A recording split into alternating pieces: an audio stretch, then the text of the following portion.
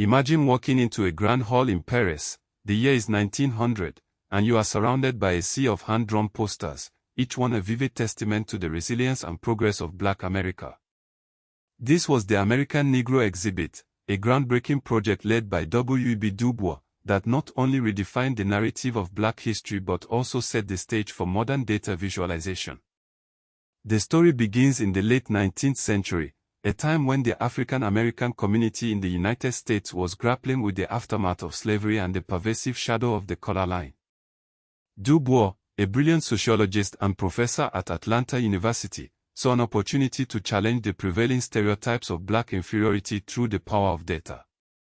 He was approached by Thomas J. Calloway, an African American entrepreneur and the official organizer of the exhibit, with a monumental task: to create a visual representation of the Black experience in America. In less than 5 months, DuBois and his All-African American team produced over 60 large, hand-drawn data visualization posters that covered everything from educational attainment and economic status to demographic shifts and the lingering effects of slavery. These posters were not merely academic, they were works of art, designed to be beautiful in design and powerful in content. The Paris Exposition Universelle was the perfect stage for this exhibit.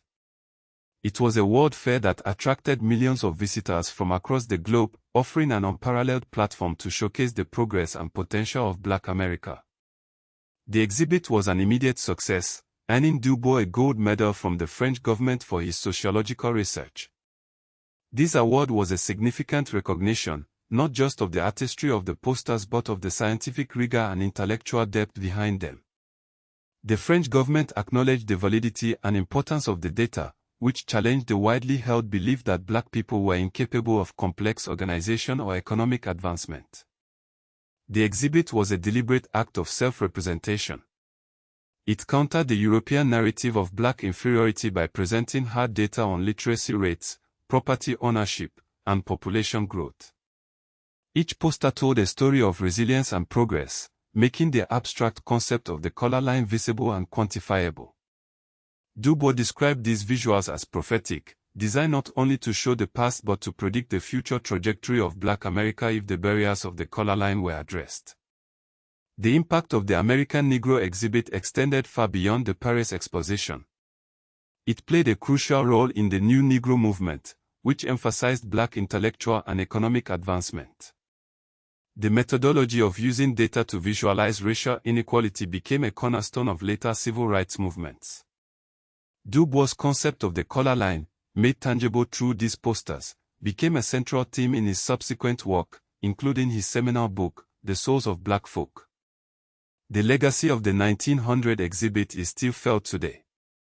It is widely regarded as the first major instance of Black data visualization, setting a precedent for using statistical graphics to advocate for racial justice.